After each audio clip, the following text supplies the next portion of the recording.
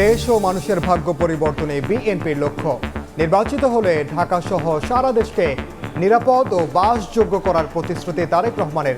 ধানের শীষকে জয়ী করার আহ্বান। মজলুম একটি অংশ 5 আগস্টের পর জালিমে পরিণত হয়েছে অভিযোগ জামায়াত আমিরের। 11 দলীয় ঐক্য ক্ষমতায় গেলে নাহিদ ইসলামকে মন্ত্রী করার ঘোষণা। প্রচারণার বাকি মাত্র 2 দিন, প্রতিশ্রুতির ফুলঝুরি নিয়ে পাড়া মহল্লায় প্রার্থীরা। এবারের নির্বাচনে ভোট কারচুপির কোনো শঙ্কা নেই জানালেন স্বরাষ্ট্র উপদেষ্টা। নীতি নির্ধারণী পর্যায়ে বাড়াতে হবে নারীর অংশগ্রহণ। রাজধানীতে সেমিনারে জাইমা রহমান। নিরাপত্তার দায়িত্ব নিতে দলগুলোকে আরও আন্তরিক হওয়ার আহ্বান। এবং বাংলাদেশ যুক্তরাষ্ট্রের বাণিজ্য চুক্তি হচ্ছে কাল, কেনা হচ্ছে 25টি বোয়িং। নির্বাচিত সরকারকে চাপ মুক্ত রাখতে ভোটের আগ মুহূর্তে চুক্তি, বললেন বাণিজ্য উপদেষ্টা।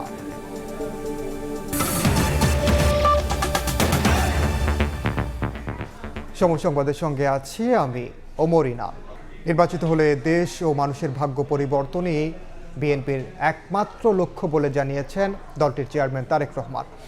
ঢাকা মহানগর উত্তরে একাধিক নির্বাচনী পথসভায় অংশ নিয়ে তিনি আরও বলেন, দুর্নীতির লাগাম টেনে ধরতে না পারলে উন্নয়নের সুফল পাবে না জনগণ।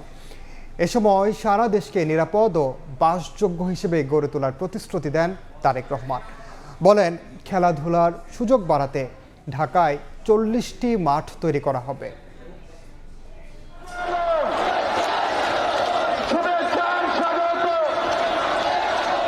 বিভাগীয় পর্যায়ে প্রচারণা শেষে ঢাকার পথে প্রান্তরে ছুটছেন বিএনপি চেয়ারম্যান তারেক রহমান। অংশ নিচ্ছেন একের পর এক পথসভায়। স্লোগান উপস্থিতিতে সাড়া দিচ্ছেন নেতাকর্মী ও সাধারণ মানুষ। রোববার নিজ নির্বাচনী এলাকা ঢাকা 17 দিয়ে ধানের শীষের পক্ষে প্রচার অভিযান শুরু করেন তারেক রহমান। বিকেল 3:30টার পর যোগ দেন ইসিবি চত্বরের পথসভায়। সংক্ষিপ্ত বক্তব্যে বলেন, বিএনপি নির্বাচিত হলে রাজধানী সহ সারা দেশকে নিরাপদ বাসযোগ্য হিসেবে গড়ে তোলা হবে। আমি যদি এবং আমার দল ইনশাআল্লাহ আপনাদের ভোটে, এই দেশের মানুষের ভোটে নির্বাচিত হলে আমরা সমগ্র দেশ সহ এই ঢাকা শহরকে একটি নিরাপদ শহরে রূপান্তরিত করতে চাই, নিরাপদ শহরে পরিণত করতে চাই।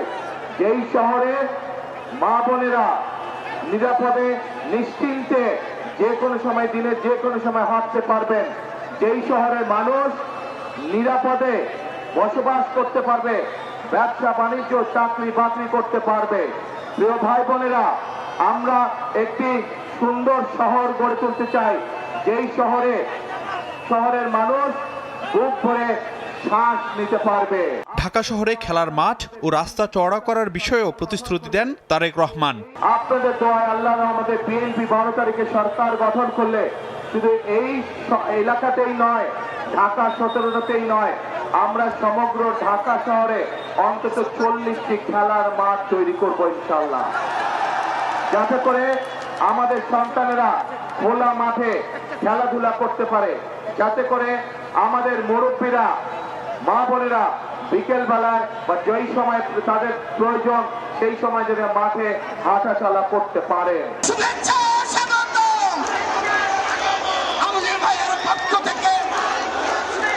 পরে পল্লবীতে ঢাকা 16 আসনের নির্বাচনী জনসভায় যোগ দিয়ে বিএনপি চেয়ারম্যান বলেন, ক্ষমতায় গেলে দেশ ও মানুষের ভাগ্য পরিবর্তন করেই বিএনপির একমাত্র লক্ষ্য।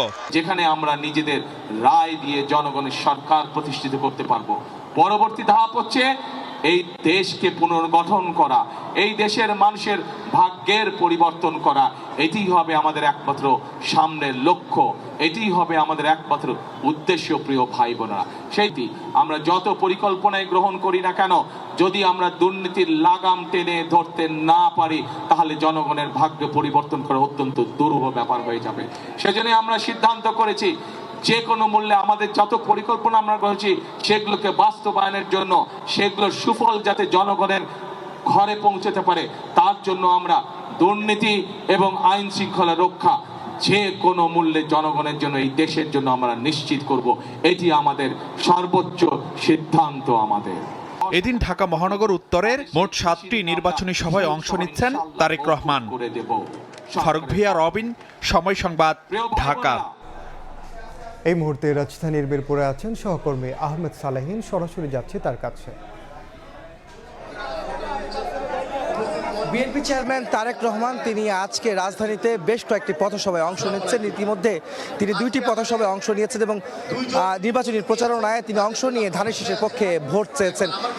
এখন ইতিমধ্যে তিনি আজকে সকালে ইসিবি চত্বর, যেখানে ঢাকা 17 আসন বিএনপি চেয়ারম্যানের নিজস্ব আসন, এবং সেই আসনে ভোট চেয়ে তিনি ইতিমধ্যে ঢাকা 16 আসন অর্থাৎ পল্লবীর লাল মাঠে তিনি জনসভায় পথসভায় যোগ দিয়েছেন এবং এরপরে এখন এই মুহূর্তে তিনি রাস্তায় আছেন, যিনি ঢাকা 15 আসনের যে আদর্শ স্কুল মাঠ মিরপুর 10 নম্বরে, সেই আদর্শ স্কুল মাঠে পথসভায় যোগ দিবেন, সেই উদ্দেশ্যে তিনি এখানে আসছেন। ইতিমধ্যে আপনারা জানেন যে তিনি 2টি পথসভায় যোগ দিয়ে ধানের শীষের পক্ষে ভোট চেয়েছেন এবং ইশতেহারে তিনি যে বিষয়গুলি উল্লেখ রেখেছিলেন এবং সেই বিষয়গুলি বাস্তবায়নের জন্য সাধারণ মানুষের কাছে তার সমর্থন চেয়েছেন। একই সঙ্গে ঢাকা 17 এবং ঢাকা 16 আসনের যেই সমস্যাগুলি রয়েছে সেই সমস্যা দূরকরণের ক্ষেত্রে তিনি যে পদক্ষেপ নেবেন সেইগুলি কিন্তু তিনি বলছেন। তিনি এখন পর্যন্ত 2টি পথসভায় যোগ দিয়েছেন এবং 3য় পথসভায় তিনি যোগ দিতে তিনি রাজধানীর মিরপুর 10 নম্বরের এই আদর্শ স্কুল মাঠে তিনি আসছেন এবং সেই মাঠের পথসভায় যোগ দেওয়ার পর তিনি আরও 4টি পথসভায় আজকে সারাদিনে তিনি যোগ দিবেন।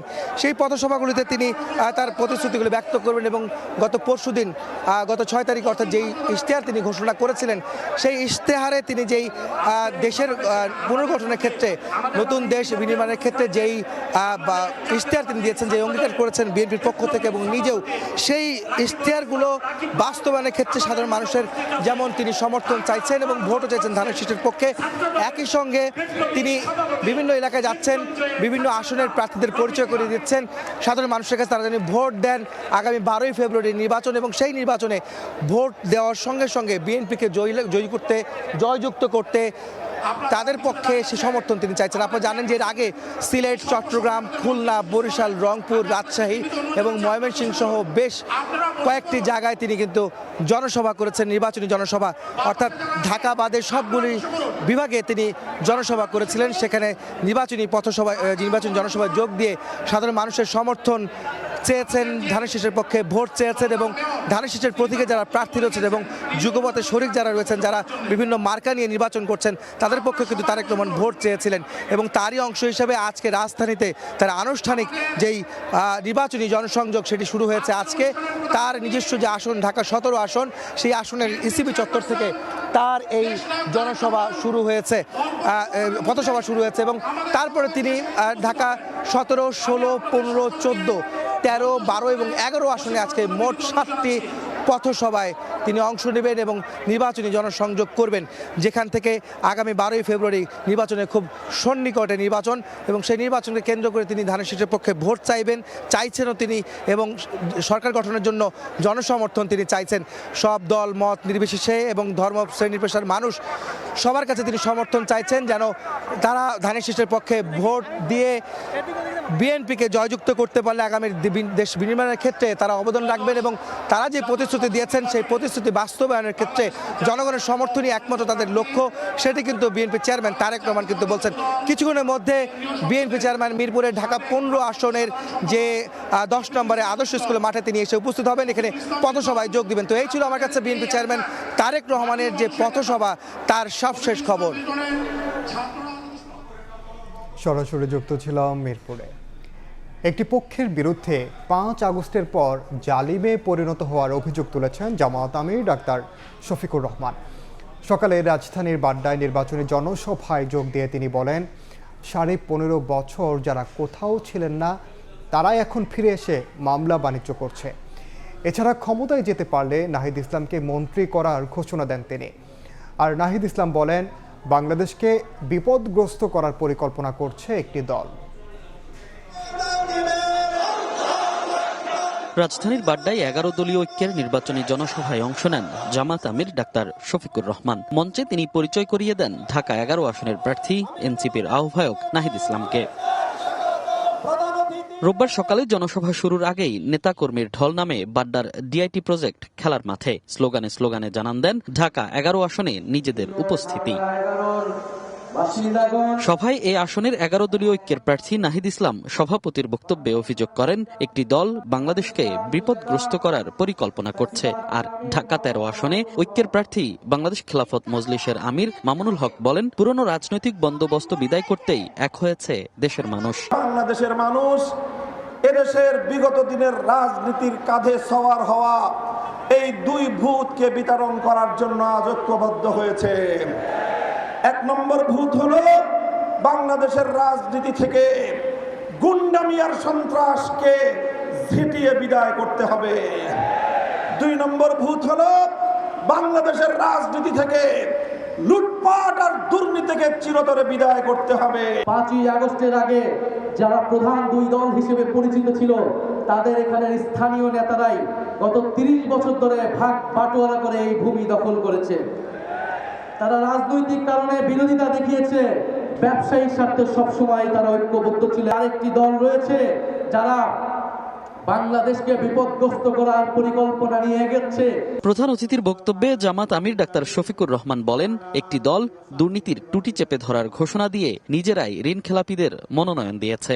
আফসোস, আমরা যারা 15.5 বছর আওয়ামী জাহিলিয়াতের জাতাকলে পিষ্ট ছিলাম, এর মধ্যে একটা অংশ এই মজলুম অবস্থার পরিবর্তন করে রাতারাতি তারা জালিমের ভূমিকায় অবতীর্ণ হয়ে গেল। একটি দল তারা মাঝে মধ্যে বলেন ক্ষমতায় গেলে দুর্নীতির টুটি চেপে ধরবেন, তাইলে যে 59 জন ভয়াবহ ঋণ খেলাপি, ঋণ ব্যাংক ডাকাত, এদেরকে আপনারা মনোনয়ন দিলেন কেন?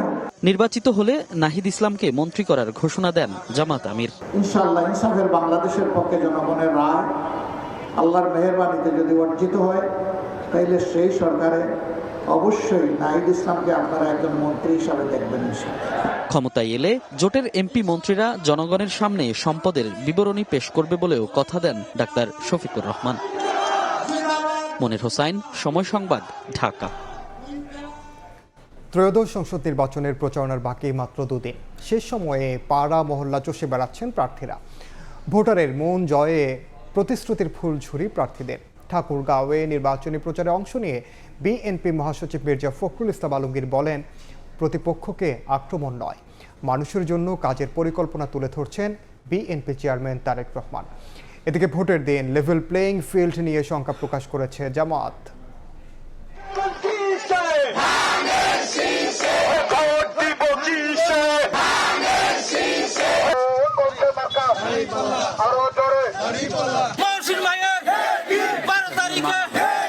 দরজায় কড়া নাড়ছে ভোট।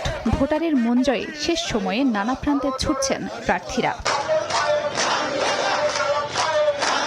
ঠাকুরগাঁও 1-এ নিজ নির্বাচনী আসনে প্রচারণায় নামেন বিএনপি প্রার্থী মির্জা ফখরুল ইসলাম আলমগীর। পথসভায় অংশ নিয়ে মির্জা ফখরুল বলেন, প্রতিপক্ষকে আক্রমণ নয়, মানুষের জন্য কাজের পরিকল্পনা তুলে ধরছেন বিএনপি চেয়ারম্যান তারেক রহমান।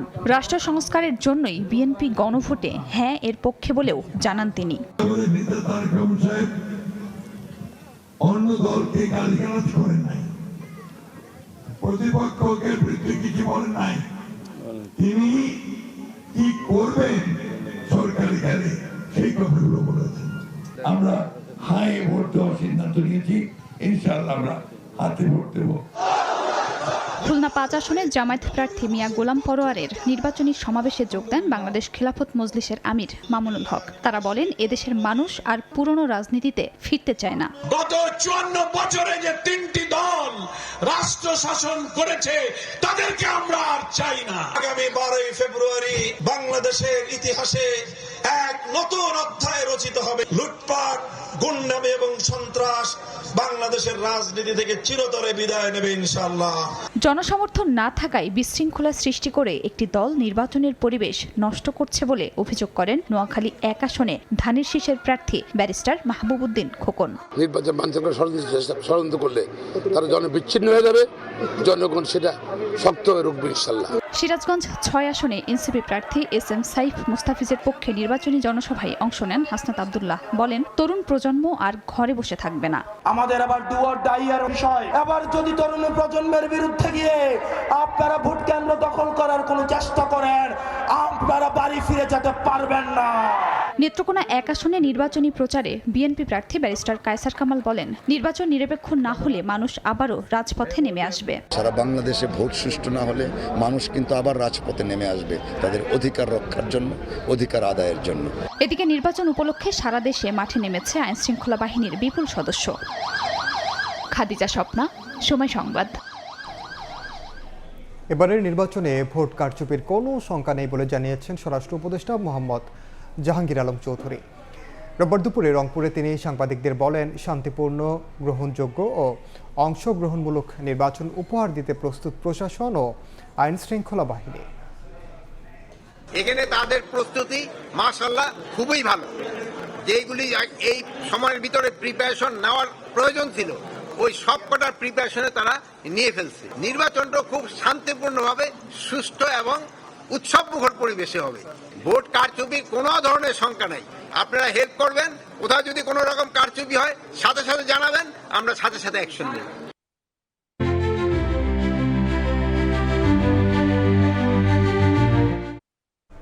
বৈষম্য দূর করতে নীতি নির্ধারণী পর্যায়ে নারীর অংশগ্রহণ বাড়ানোর আহ্বান জানিয়েছেন ব্যারিস্টার জাইমা রহমান। রাজধানীতে এক সেমিনারে তিনি বলেন, অর্থনৈতিক বৈষম্য দূর করতে সম্মিলিতভাবে কাজ করতে হবে। রাজনৈতিক দলগুলোকে নারীর নিরাপত্তার দায়িত্ব নিতে হবে বলেও মন্তব্য করেন জাইমা রহমান। গণতন্ত্রের সংগ্রামে নারীর অবদান ও আগামীর বাংলাদেশ নিয়ে সেমিনারে অংশ নেন বিভিন্ন শ্রেণী পেশার নীতি নির্ধারণী পর্যায়ের নারীরা। এতে যোগ দেন ব্যারিস্টার জাইমা রহমানও। আমরা দেখলাম নারীরা কিভাবে সামনে। সেমিনারে উঠে আসে সমাজ, কর্মক্ষেত্র, রাজনৈতিক পথচলায় নারীদের বৈষম্য বঞ্চনার কথা। নারী প্রতিনিধিরা বলেন, নির্বাচন সামনে রেখে যখন নারীর অধিকার নিয়ে কথা বলা উচিত, তখন নারীর অস্তিত্ব নিয়ে আলোচনা করতে হচ্ছে। অভিযোগ করেন, বৈষম্যের বিরুদ্ধে জুলাই আন্দোলন হলেও নারীর সঙ্গে বৈষম্য স্পষ্ট হচ্ছে। অর্থনৈতিক কার্যক্রম থেকে দূরে ঠেলা হচ্ছে। জেন্ডার এবং ক্লাইমেট যদি একসাথে না রিলেটেড হয়, তাহলে সেইটা কিভাবে হবে, এই বিষয়গুলোকে দেখতে হবে। রাজনৈতিক এম্পাওয়ারমেন্ট যদি না থাকে, প্রেজেন্স না থাকে, তার একটি প্রতিফলন জীবনের প্রতিটি ক্ষেত্রে পড়বে। ঢাকা 12 আসনের প্রার্থী তাসলিমা আক্তার অভিযোগ করেন, নারীরা যেন কোনোভাবে সামনে এগিয়ে যেতে না পারে সে চেষ্টা করা হচ্ছে। নারীদের জন্য কর্মঘণ্টা 8 ঘন্টার বদলে 5 ঘন্টার প্রতিশ্রুতি অবাস্তব বলে মন্তব্য করেন তিনি। খুব চিপ ওয়েজেস দিয়ে নারীদেরকে শ্রমিক হিসেবে যেরকম তা কাজ করানো যায়, ঠিক একইভাবে আবার আমরা এই ব্যাপারটা দেখতে পাচ্ছি, নারীদেরকে প্রচারণার কাজে নিয়ে যাওয়া হচ্ছে। সময় আসলে নারী শক্তি যাতে কোনোভাবেই সামনে না আসে, তার জন্য অনেক চেষ্টা চলছে। সংবিধানে সবার সমান অধিকার দেয়া হলেও নারীকে পেছনে ঠেলে দেওয়ার জন্যই বৈষম্য করা হচ্ছে বলে অভিযোগ করেন ব্যারিস্টার সারা হোসেন।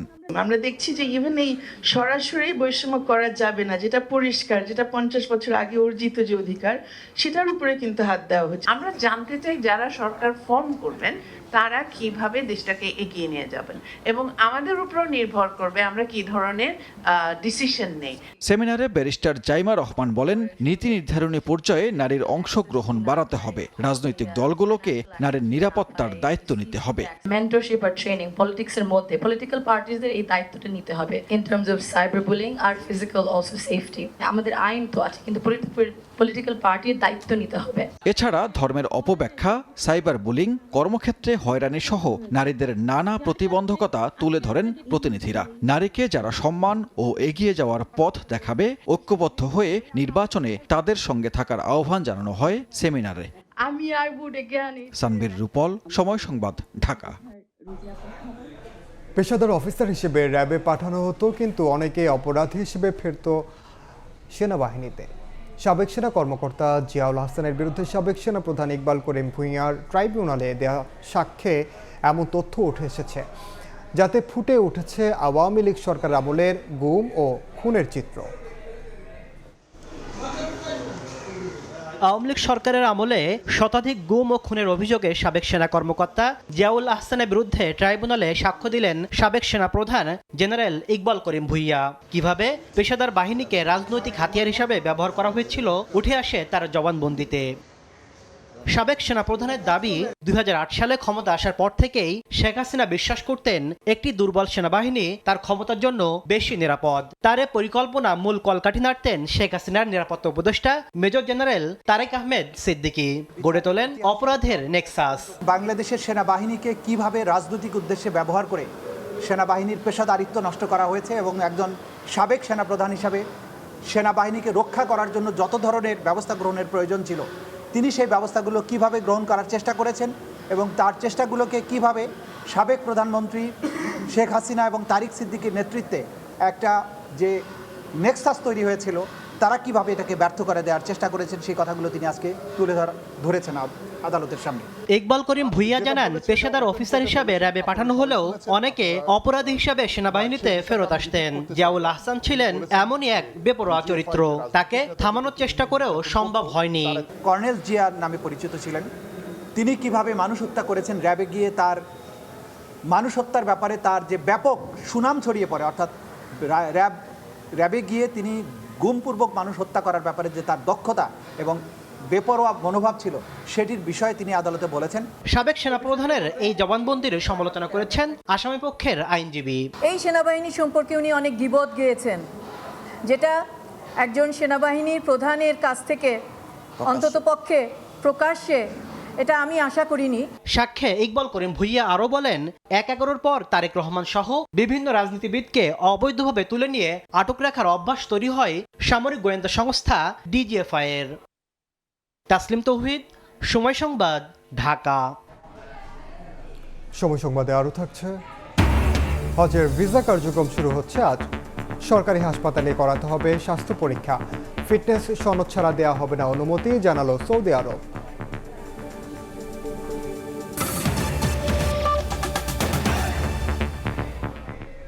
গুলশান লেক পার্কে গুলশান বনানী বাড়িধারা সোসাইটির নারী প্রতিনিধিদের সঙ্গে মত বিনিময় সভায় কথা বলছেন ডাক্তার জুবাইদা রহমান। সরাসরি যাচ্ছে সেখানে। আন্তরিক ধন্যবাদ তাদের অক্লান্ত পরিশ্রমের ফলে আজকে এই অনুষ্ঠানটি এত সুন্দরভাবে আয়োজিত হয়েছে। আমরা একে অপরের কথা শুনেছি, বুঝেছি, আরো শুনব এবং আপনাদের সম্মিলিত প্রচেষ্টায় প্রত্যেকটি সমস্যার সমাধান যতটুকু সম্ভব লাঘব করার চেষ্টা করব। পরিশেষে বলতে চাই, আমার আগে আমরা, আমাদের আগে দেশ, ক্ষমতার আগে জনতা, সবার আগে বাংলাদেশ। সকলকে ধন্যবাদ। সরাসরি যুক্ত ছিলাম গুলশানে। আজ রাত থেকে ভোটের দিন মধ্যরাত পর্যন্ত মোবাইল ব্যাংকিংয়ে দিনে 10,000 টাকার বেশি লেনদেন করা যাবে না। নির্বাচন সামনে রেখে কড়াকড়ি আরোপ করেছে বাংলাদেশ ব্যাংক। এছাড়া ব্যাংকে 10 লাখ টাকার বেশি লেনদেনে দাখিল করতে হবে বিবরণ।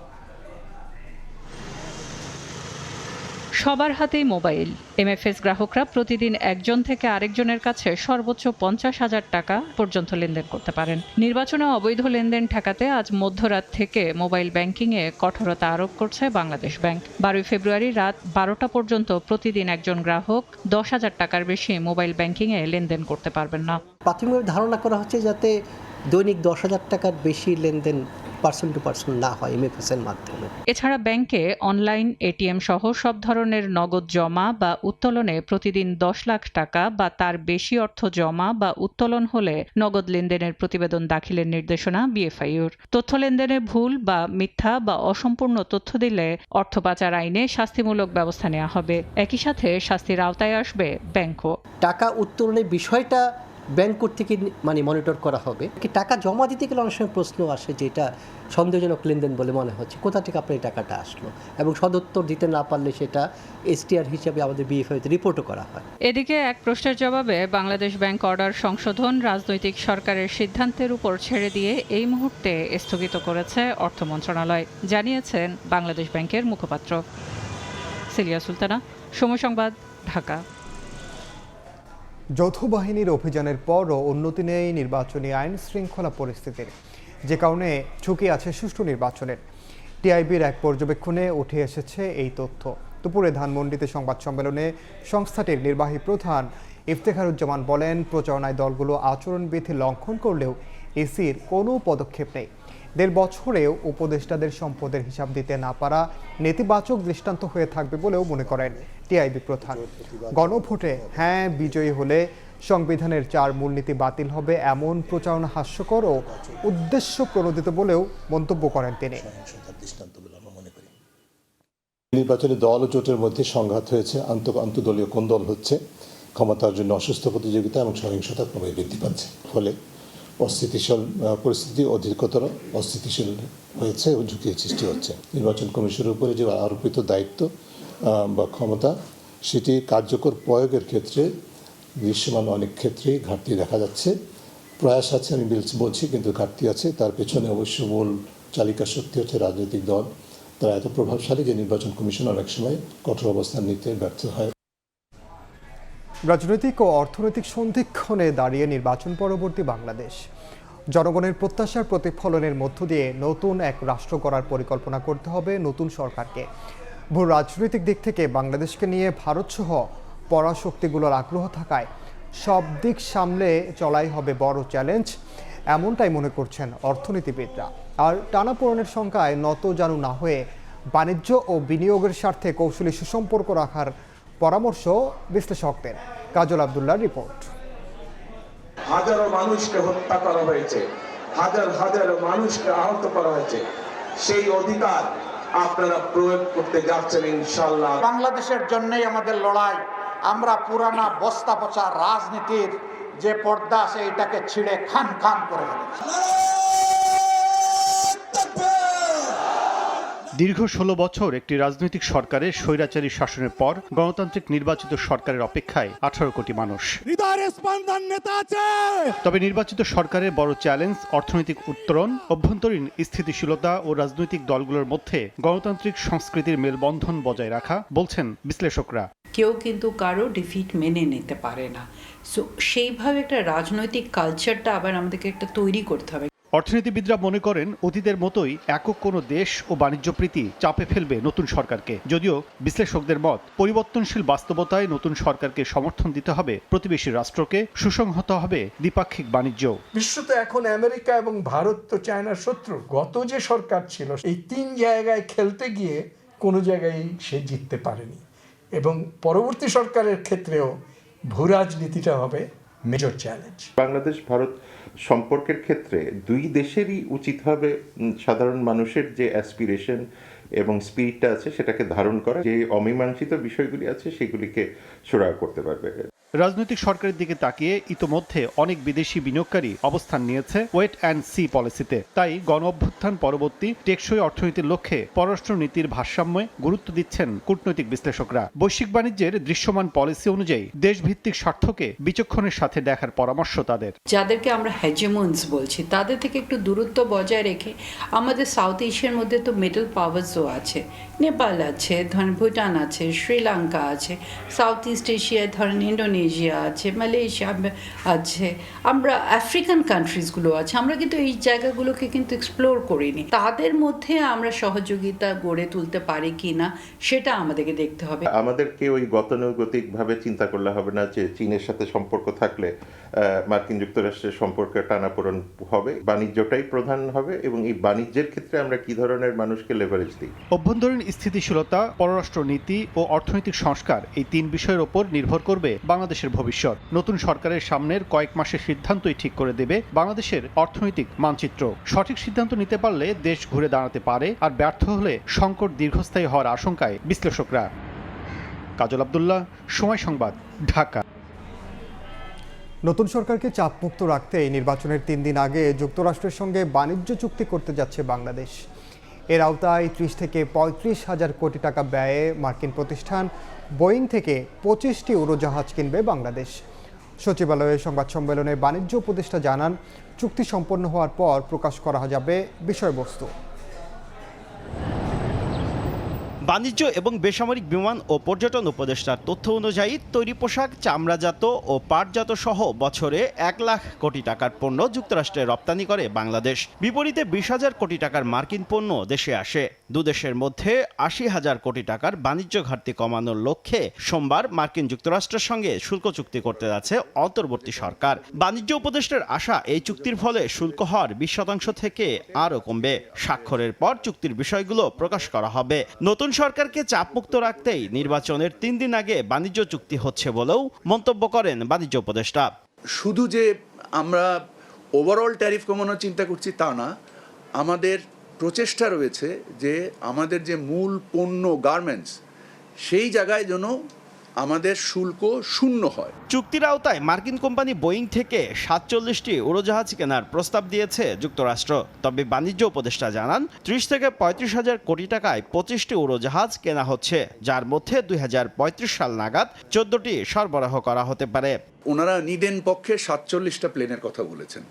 আমরা যে চুক্তি বোয়িংয়ের সাথে করতে যাচ্ছি, এটা 2035 সাল নাগাদ মাত্র 14টা প্লেন নিয়ে কথা বলছি। এবারের হজ মৌসুমে সৌদি আরবে হজ যাত্রী রেখে ফিরতি ফ্লাইটে সাধারণ যাত্রী পরিবহন করবে বিমান। 20,000 টাকায় টিকিট কেটে সৌদি আরব থেকে দেশে ফেরা যাবে। এতে 120 কোটি টাকা বাড়তি আয় হবে বলে জানান উপদেষ্টা। 20,000 টাকায় একমুখী টিকিট বিক্রি করছি, এর বিনিময়ে বিমান অতিরিক্ত 120 কোটি টাকার মুনাফা করবে। এ সময় উপদেষ্টা হিসেবে সরকারি গাড়ি বাড়ি কোনো কিছুই নেননি দাবি করে বাণিজ্য উপদেষ্টা বলেন, দায়িত্ব ছাড়ার আগেই নিজের সম্পদের বিবরণী জমা দিবেন। আইন মেনেই বিমানের পরিচালনা পর্ষদের চেয়ারম্যান হওয়ার দাবিও তার। সকলেই অংশগ্রহণ করবেন। শুভ খান, সময় সংবাদ, ঢাকা। রাজধানীর মিরপুরে নির্বাচনী পথসভায় বক্তব্য রাখছেন বিএনপি চেয়ারম্যান তারেক রহমান। সরাসরি যাচ্ছে সেখানে।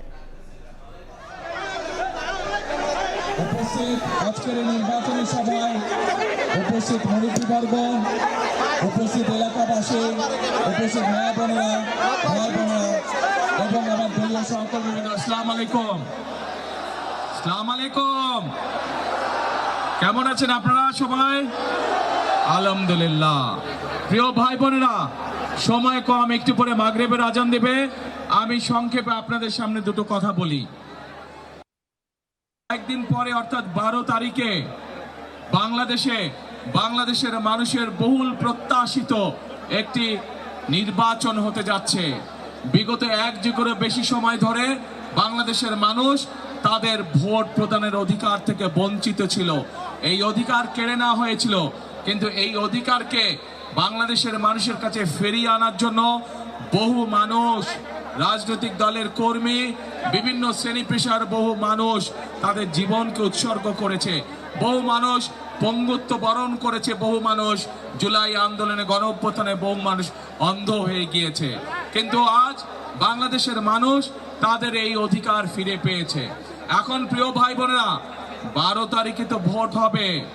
12 তারিখে বাংলাদেশের মানুষ ভোট দিয়ে তাদের পছন্দের প্রতিনিধিকে তারা বাছাই করবে।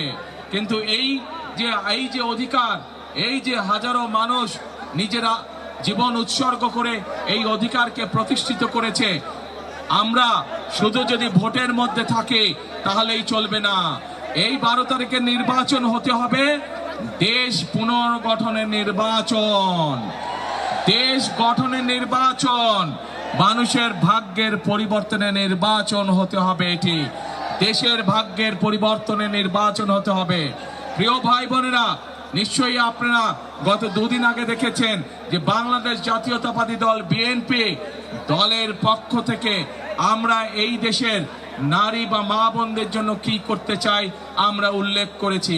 আপনারা নিশ্চয়ই দেখেছেন যে আমাদের দলের ম্যানিফেস্টোতে আমরা উল্লেখ করেছি আমরা এই দেশের ছাত্র সমাজের জন্য কি করতে চাই। আমরা আমাদের ম্যানিফেস্টোতে উল্লেখ করেছি যে আমরা কিভাবে বাংলাদেশের লক্ষ কোটি যে বেকার আছে সেই বেকারদের কর্মসংস্থার ব্যবস্থা করতে চাই। আমরা উল্লেখ করেছি কিভাবে আমরা আমাদের দেশের মানুষের কাছে স্বাস্থ্য সেবা পৌঁছে দিতে চাই। প্রিয় ভাই বোনেরা, এই পরিকল্পনাগুলোকে যদি সফল করতে হয় তাহলে আজকে ধানের শীষের পক্ষে আমি আপনাদের কাছে ভোট চাই। আজ এই নির্বাচনী জনসভায় আমি হয়তো আমার রাজনৈতিক প্রতিপক্ষ সম্পর্কে আপনাদের সামনে অনেক কথা বলতে পারতাম, কিন্তু আমি সেই বিতর্ক, সেই সব কথায় যেতে চাই না। কারণ আমি হয়তো সেই সব কথা বলতে পারি, কিন্তু বলে সেই সব কথা যদি বলি তাহলে কি এলাকার মানুষ বা দেশের মানুষের কোনো উপকার হবে? কোনো উপকার হবে না। দেশের মানুষ জানতে চায় যে বিএনপি বা অন্য রাজনৈতিক দল দেশ গঠনে কি কি পরিকল্পনা করতে চায়, মানুষের ভাগ্যের পরিবর্তনে কি কি পরিকল্পনা করতে চায়। প্রিয় ভাই বোনেরা, আমরা দেশের যে জনসংখ্যা তার অর্ধেক নারী। আপনারা জানেন দেশনেত্রী খালেদা জিয়া যতবার দেশ পরিচালনার সুযোগ পেয়েছেন উনি চেষ্টা করেছেন দেশের নারীদেরকে শিক্ষা ব্যবস্থা ফ্রি করে দিতে, এবং সেই জন্যই এই দেশে বাংলাদেশে আমাদের মেয়েরা ক্লাস 1 থেকে শুরু করে ক্লাস 12 পর্যন্ত তাদের শিক্ষা ব্যবস্থা ফ্রি হয়েছে। প্রিয় ভাই বোনেরা, আমরা এবার ইনশাল্লাহ আপনাদের দোয়ায়, আল্লাহর রহমতে, আপনাদের সহযোগিতা, আল্লাহর রহমতে বিএনপি সরকার গঠন করলে আমরা এই যে গত 2 যুগ ধরে, যে 3 যুগ ধরে মেয়েরা শিক্ষিত হচ্ছে সারা বাংলাদেশে, এই নারীদেরকে আমরা অর্থনৈতিকভাবে স্বাবলম্বী করে গড়ে তুলতে চাই। এবং এই জন্য সমগ্র বাংলাদেশে আমরা মায়েদের কাছে, প্রত্যেকটি ঘরের গৃহিণীর কাছে আমরা ফ্যামিলি কার্ড পৌঁছে দিতে চাই, যেই ফ্যামিলি কার্ডের মাধ্যমে সরকারের পক্ষ থেকে তাদেরকে সহযোগিতা করা হবে এবং সেই সহযোগিতার মাধ্যমে ধীরে ধীরে বাংলাদেশের প্রত্যেকটি খেতে খাওয়া মানুষ, প্রত্যেকটি খেতে খাওয়া নারী, প্রত্যেকটি খেতে খাওয়া পরিবার ধীরে ধীরে স্বাবলম্বী হয়ে গড়ে উঠবে। প্রিয় ভাই বোনেরা, এই এলাকায় যেরকম বহু শিক্ষিত নারী পুরুষ আছে যারা বেকার হয়ে বসে আছে, তাদের হাতে শিক্ষার আলো আছে কিন্তু বেকার হয়ে বসে আছে, ঠিক একইভাবে সমগ্র বাংলাদেশে এই সমস্যা রয়েছে। আমরা বাংলাদেশের প্রত্যেকটি জায়গায়, ঢাকা মহানগরীতে প্রত্যেকটি এলাকায়, প্রত্যেকটি আসনে আমরা অন্তত মিনিমাম একটি করে ভোকেশনাল ইনস্টিটিউট তৈরি করতে চাই, যার মাধ্যমে আমরা আমাদের শিক্ষিত ছেলেদেরকে, শিক্ষিত মেয়েদেরকে আমরা ভাষা শিক্ষা সহ বিভিন্ন বিষয়ে ট্রেনিং দিতে চাই, যার মাধ্যমে তারা হয় নিজের ব্যবসা বাণিজ্য শুরু করতে পারবে অথবা বিদেশে কর্মসংস্থানের ব্যবস্থা করে বিদেশে যেতে পারবে। প্রিয় ভাই বোনেরা, যারা বিদেশে যায়, আমাদের ছেলেরা যারা বিদেশে যায়, আমরা দেখেছি অনেক দুস্থ পরিবার তারা জমি জমা করে বিক্রি করে বিদেশে যায়। আমরা সিদ্ধান্ত গ্রহণ করেছি যারা চাকরি নিয়ে বিদেশে যাবে তাদেরকে যাতে জমি বিক্রি করতে না হয় সেই জন্য আমরা ব্যাংক থেকে তাদেরকে স্বল্প সুদে তাদেরকে ঋণ দেওয়ার ব্যবস্থা করব, যাতে আমাদের তরুণ সমাজের সদস্যরা যখন বিদেশে যাবে তাদেরকে পৈতৃক সম্পত্তি বিক্রি করতে না হয়। প্রিয় ভাই বোনেরা, আমরা সিদ্ধান্ত গ্রহণ করেছি বাংলাদেশের কৃষক যদি ভালো থাকে তাহলে বাংলাদেশের মানুষও ভালো থাকবে এবং সেই জন্যই মা বোনদের কাছে যেমন আমরা ফ্যামিলি কার্ড পৌঁছে দিতে চাই, সমগ্র বাংলাদেশের কৃষক ভাইদের কাছে আমরা কৃষি কার্ড পৌঁছে দিতে চাই, যার মাধ্যমে কৃষক ভাইরা সরকারের পক্ষ থেকে সরাসরি তাদের কাছে তাদের প্রয়োজনীয় সার, বীজ এবং কীটনাশক ঔষধ পৌঁছাবে। শুধু তাই নয়, আপনারা যারা ঢাকা 15-র অধিবাসী, আপনাদের আত্মীয় স্বজন পরিবারের অনেক সদস্য আছে যারা গ্রামে বাস করে এবং কৃষি কাজ করে, আছে না এরকম? প্রায় প্রত্যেকটি মানুষের আছে এরকম। আমরা সিদ্ধান্ত গ্রহণ করেছি 10,000 টাকা পর্যন্ত কৃষি লোন সুদ সহ ইনশাল্লাহ আমরা মওকুফ করব 12 তারিখে যদি আমরা সরকার ইনশাল্লাহ গঠন করি। প্রিয় ভাই বোনেরা, এই এলাকায় মানুষের চিকিৎসা সুবিধার জন্য এই এলাকার সন্তান মিল্টনকে যেমন আমরা ধানের শীষের প্রার্থী ঘোষণা করেছি, মিল্টন একটু আগে তার বক্তব্যে বলেছে যে এই এলাকার মানুষের চিকিৎসা সুবিধার জন্য একটি হাসপাতালের প্রয়োজন।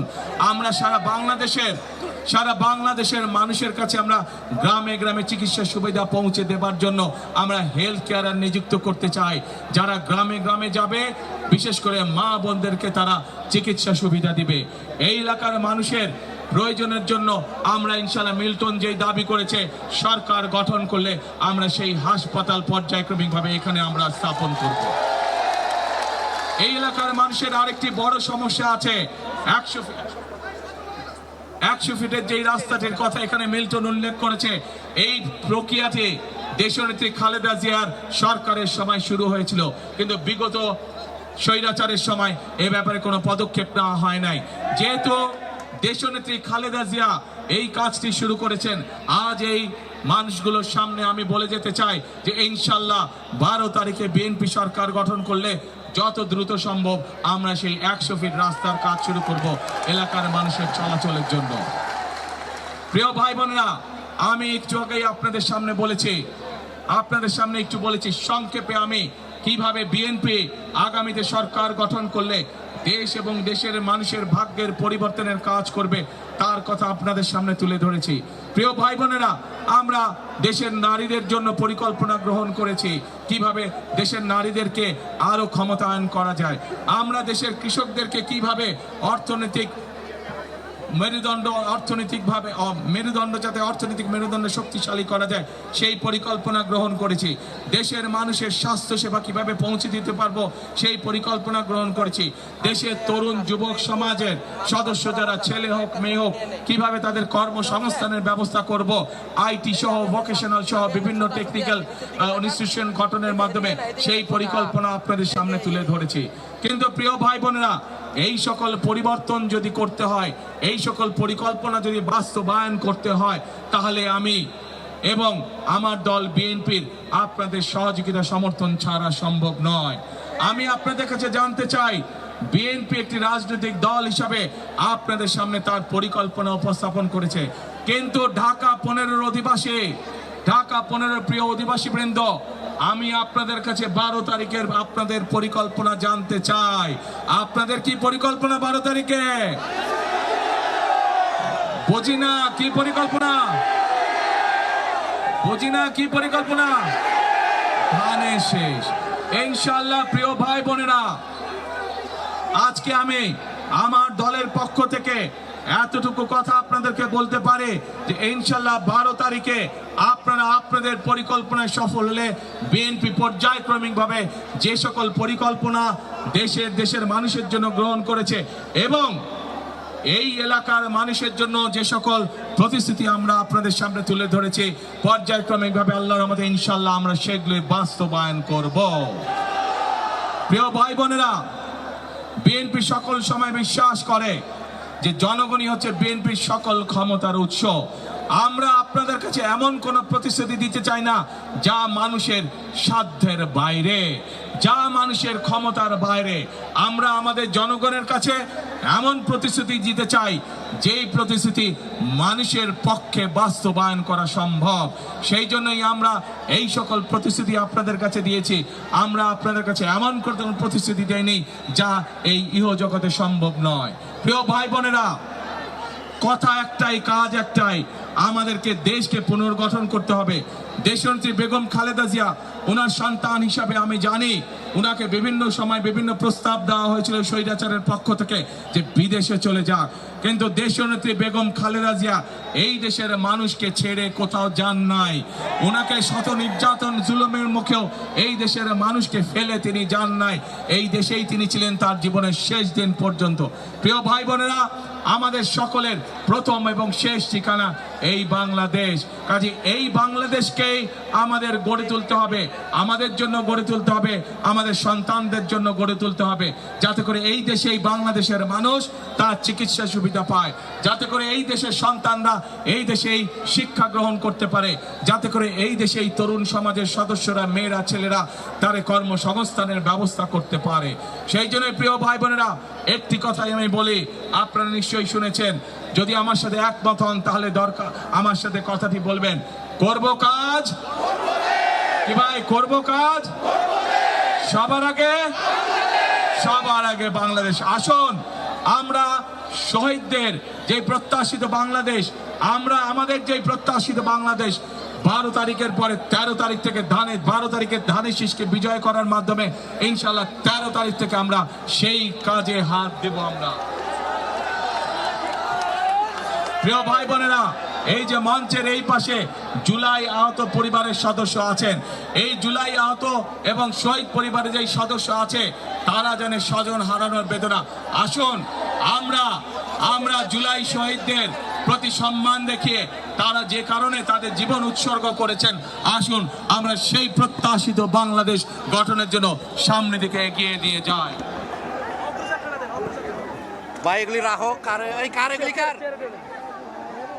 প্রিয় ভাই বোনেরা, কথা একটাই, কাজ একটাই। বিএনপি বিশ্বাস করে জনগণই হচ্ছে বিএনপির সকল শক্তির ক্ষমতার উৎস। সেজন্যই আমরা বলি করব কাজ, গড়ব দেশ, সবার আগে বাংলাদেশ। আল্লাহ হাফেজ। বাংলাদেশ জিন্দাবাদ, বাংলাদেশ জাতীয়তাবাদী জিন্দাবাদ। আসসালামু আলাইকুম। মিরপুরের নির্বাচনী পথসভায় বক্তব্য রাখছিলেন বিএনপি চেয়ারম্যান তারেক রহমান। সরাসরি যুক্ত ছিলাম সেখানে। আবারও অচল চট্টগ্রাম বন্দর টার্মিনাল বিদেশিদের কাছে ইজারা দেওয়ার প্রক্রিয়া বাতিল সহ 4 দাবিতে ধর্মঘটে শ্রমিক কর্মচারীরা। বন্ধ রয়েছে জেটি ও বহির্নোঙরে কার্যক্রম। যে কোনো অপ্রীতিকর পরিস্থিতি এড়াতে কঠোর অবস্থানে আইন শৃঙ্খলা বাহিনী।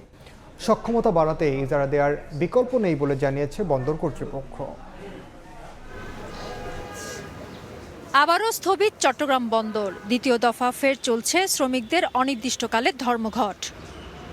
রোববার সকালে বন্দরে জেটি গেট দিয়ে কোনো ধরনের যানবাহন ভেতরে ঢোকেনি, এমনকি বেরও হয়নি। চলছে না কোনো ধরনের অপারেশনাল কার্যক্রম। বিশৃঙ্খলা এড়াতে সতর্ক আইন শৃঙ্খলা রক্ষাকারী বাহিনী। গেটের সামনে অবস্থান করতে দেওয়া হচ্ছে না কোনো শ্রমিককে। চট্টগ্রাম বন্দরের চেয়ারম্যান SM মনিরুজ্জামানকে প্রত্যাহার না করলে চট্টগ্রাম বন্দর এলাকায় যে অশান্তির আগুন জ্বলবে, সে অশান্তির আগুনের জন্য সম্পূর্ণরূপে আমরা সরকার এবং কর্তৃপক্ষ সহ সকল সংশ্লিষ্ট সকলকে দায়ী করব। চেয়ারম্যান জানান, বন্দরকে হাইজ্যাক করার চেষ্টা করছে কিছু বিপদগামী কর্মচারী। এনসিটিকে নিয়ে ডিপি ওয়ার্ল্ডের সঙ্গে আলোচনা চলমান বলেও জানান তিনি। আন্তর্জাতিক যদি কোনো অপারেটর আসে তাহলে এই ইকুইপমেন্টগুলো তারা হয়তো 1 বছরের মধ্যেই পুরো চেঞ্জ করে গ্লোবাল স্ট্যান্ডার্ডে নিয়ে আসবে, এবং এইটা হলে আমাদের দেশে যেই এক্সপোর্ট ইম্পোর্ট বাড়বে এবং ইনভেস্টমেন্টগুলো আসবে।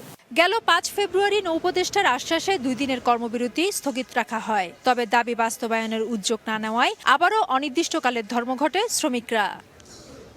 ফেরদৌস লিপি, সময় সংবাদ, চট্টগ্রাম। রমজানে 18 কোটি মানুষকে জিম্মি করতে কতিপয় লোক চট্টগ্রাম বন্দর অচল রাখার চেষ্টা করছে বলে মন্তব্য করেছেন নৌ পরিবহন উপদেষ্টা সাখাওয়াত হোসেন। দুপুরে সচিবালয়ে তিনি বলেন, ধর্মঘট প্রতিহত করতে হার্ড লাইনে সরকার, যে কোনো মূল্যে চট্টগ্রাম বন্দর সচল রাখা হবে। তারা পুরো পোর্টকে জিম্মি রাখার চেষ্টা করছে। কতিপয় লোক আউটার অ্যাঙ্করেজে পড়ে আছে, ছোলা, ডাল, তেল, 18 কোটি মানুষকে তারা জিম্মা রাখছে। এটা চলতে দেওয়া যায় না। Therefore the government has decided to go in hard line.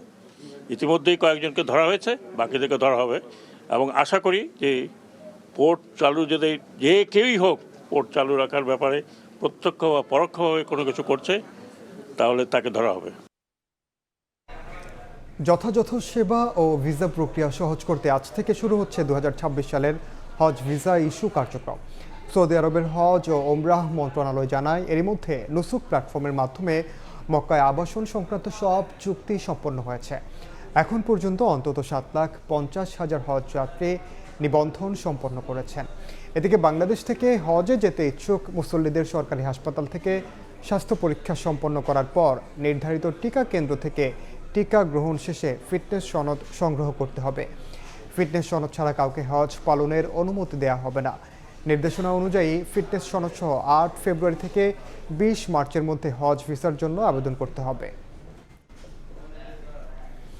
খেলার খবর, আইসিসির জরুরি বৈঠকে যোগ দিতে পাকিস্তানের লাহোর গেলেন বিসিবি প্রেসিডেন্ট আমিনুল ইসলাম বুলবুল। টি-20 বিশ্বকাপ চলমান থাকলেও ভারত পাকিস্তান ম্যাচ নিয়ে কাটেনি শঙ্কার মেঘ।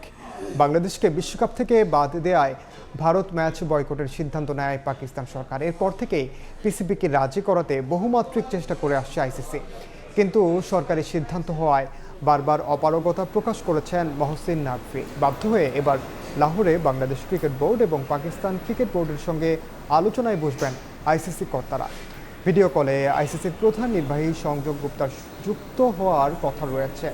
ধারণা করা হচ্ছে ভারত পাকিস্তান ম্যাচ খেলতে পিসিবিকে রাজি করানোর জন্য বড় কোনো আর্থিক প্রস্তাব দেওয়া হবে আইসিসির পক্ষ থেকে।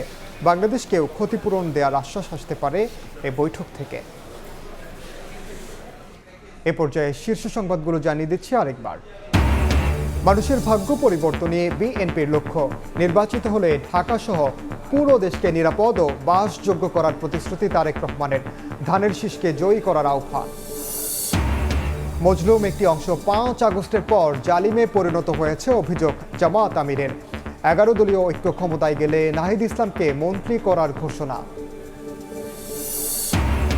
এবং প্রচারণার বাকি মাত্র 2 দিন, প্রতিশ্রুতির ফুলঝুরি নিয়ে পাড়া মহল্লায় প্রার্থীরা। এবারের নির্বাচনে ভোট কারচুপির কোনো শঙ্কা নেই জানালেন স্বরাষ্ট্র উপদেষ্টা।